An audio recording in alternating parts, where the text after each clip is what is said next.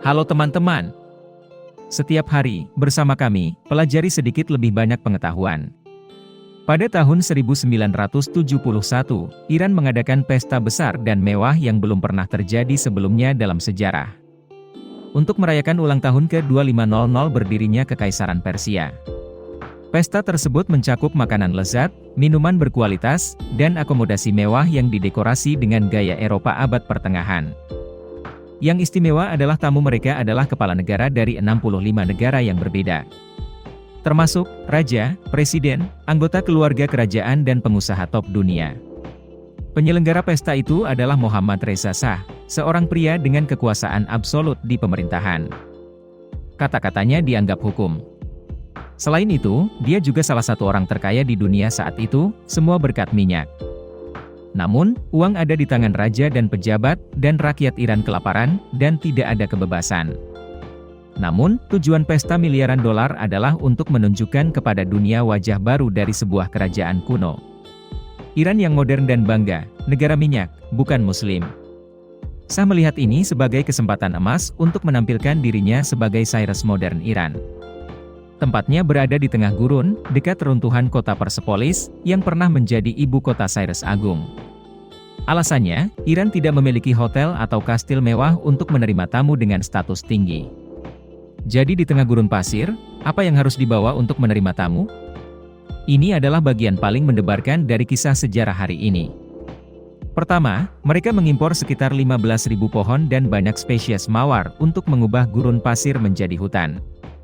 Ini adalah hal yang gila karena Iran menderita kekurangan air minum yang parah. Apalagi pestanya hanya digelar selama 3 hari. Mereka juga mengimpor sekitar 50 burung penyanyi dari Eropa, untuk dibawa ke hutan buatan. Namun, burung-burung ini kemudian mati sebelum para tamu datang. Karena gurun terlalu panas di siang hari dan terlalu dingin di malam hari. Selanjutnya, mereka menyewa perusahaan Prancis terkenal Maison Jansen untuk membangun kota tenda di padang pasir. Sebuah tenda utama berukuran panjang 68 meter dan lebar 24 meter, digunakan sebagai ruang perjamuan. 50 tenda lainnya dirancang sebagai wisma untuk tamu kerajaan. Setiap tenda dilengkapi dengan AC, 2 kamar tidur, 2 kamar mandi, 2 dapur, dan koki pribadi. Satu orang melayani 24 jam sehari.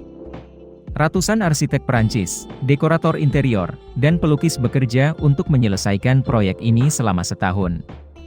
Untuk makanannya, mereka menyewa Maxim's de Paris, restoran paling terkenal di dunia saat itu. Dengan kesepakatan ini, restoran harus menutup kantor pusatnya di Perancis selama 2 minggu untuk mengirimkan semua peralatan koki dan pelayan ke Iran. Pada saat yang sama, 18 ton makanan juga dibawa, termasuk 2,7 ton daging sapi, babi, domba, 1,3 ton ayam, 250.000 telur, dan banyak makanan lainnya. Menyelenggarakan acara di tengah gurun pasir memang tidak mudah dengan logistik. Dan untuk memudahkan transportasi barang, Iran membangun bandara 50 km dari tempat tersebut, kemudian mereka membangun jalan raya yang menghubungkan mereka. Ratusan ton barang, termasuk bahan bangunan untuk tenda, kerai, gorden, dekorasi, teko dan ribuan botol anggur mahal, diangkut terus-menerus selama 6 bulan. Angkatan Udara Iran bekerja tanpa lelah dengan penerbangan bolak-balik ke Paris dan Iran. Nah, kalau soal keamanan, Iran waktu itu sering mengalami kekerasan karena raja dan mandarinnya kaya dan rakyatnya miskin. Oleh karena itu, memastikan keamanan merupakan tantangan besar. Ini adalah peristiwa yang menyatukan sebagian besar kepala negara dunia, hanya kesalahan akan menyebabkan kekacauan di dunia. Dapur adalah tempat pertama yang dijaga ketat karena penjahat bisa menyelinap masuk untuk menjatuhkan racun. Karena itu, hanya beberapa orang dengan misi yang diizinkan masuk. Selanjutnya, di sekitar tempat acara dibangun pagar pengaman dengan 65.000 polisi dan tentara. Ada pos pemeriksaan setiap beberapa meter, tapi Shah masih tidak yakin. Raja Iran juga menyegel perbatasan selama acara, tidak bisa keluar, tidak bisa masuk. Seluruh sekolah di seluruh negeri ditutup untuk menghindari siswa berkumpul dan berunjuk rasa. Para tersangka muda semuanya dibawa ke pusat penahanan. Masalah keamanan dianggap terpecahkan. Dan sejumlah besar uang dihabiskan untuk mempromosikan acara tersebut. Iran menandatangani perjanjian dengan saluran televisi negara-negara untuk disiarkan langsung. Nama acara ini diberikan dalam bahasa Inggris sebagai Flames of Persia, yang berarti api Persia. Aktor dan sutradara Hollywood kemudian Orson Welles akan menjadi narator langsung acara tersebut di televisi. Secara umum, semua tahapan organisasi dilakukan oleh perusahaan dan pribadi terbaik dunia.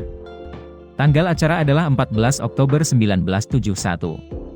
Dari Presiden Uni Soviet, hingga Wakil Presiden Amerika Serikat, Perdana Menteri Prancis, Pangeran Inggris Raya, dan banyak pemimpin lainnya hadir.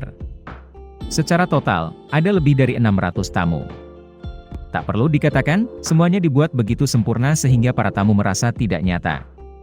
Mereka tidak percaya dengan apa yang terjadi di depan mata mereka. Kota mewah di tengah gurun pasir.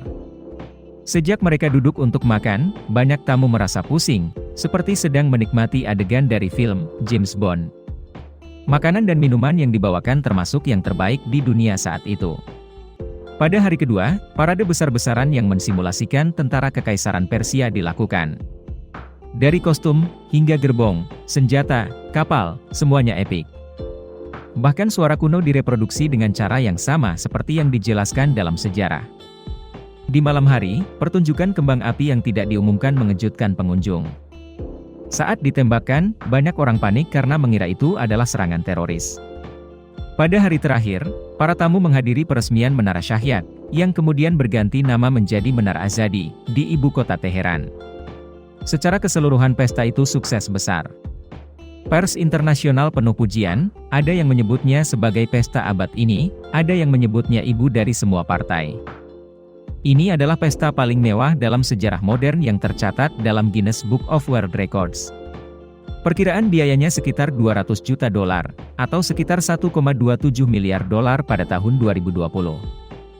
Setelah peristiwa itu, rakyat marah pada pemborosan uang raja, sementara rakyat kelaparan. Kekerasan terus meningkat dan berujung pada revolusi dari tahun 1978 hingga 1979. Revolusi menyebabkan raja melarikan diri dan tinggal di pengasingan di luar negeri. Video berakhir di sini. Terima kasih semua untuk menonton dan menyukainya. Jika menurut Anda videonya bermanfaat, beri kami suka dan berlangganan saluran untuk mendukung kami. Sampai jumpa dan sampai jumpa lagi.